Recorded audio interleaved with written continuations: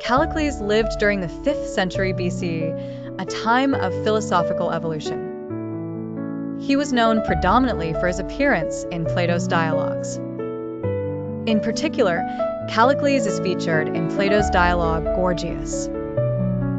He is portrayed in debates with Socrates about might and morality.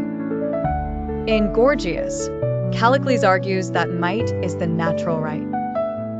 Callicles believes that natural law is superior to man-made law. This characterizes him with ideas often associated with sophists.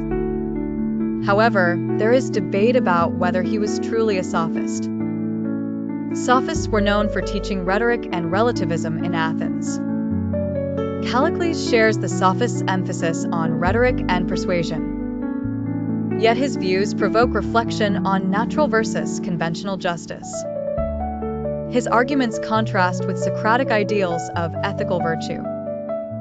Some scholars argue he critiques rather than espouses sophist beliefs. Callicles remains a subject of philosophical interest and analysis. His views challenge us to consider the nature of power and justice.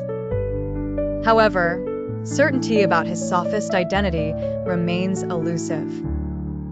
Gorgias provides insights into prevailing ethical debates of the era. Callicles' powerful discourse exemplifies intellectual diversity in Athens. His legacy perpetuates discussion on moral philosophy and human nature. Callicles typifies the conflict between power-driven and moral considerations. In conclusion, his sophist affiliation remains debated but defines meaningful dialogue.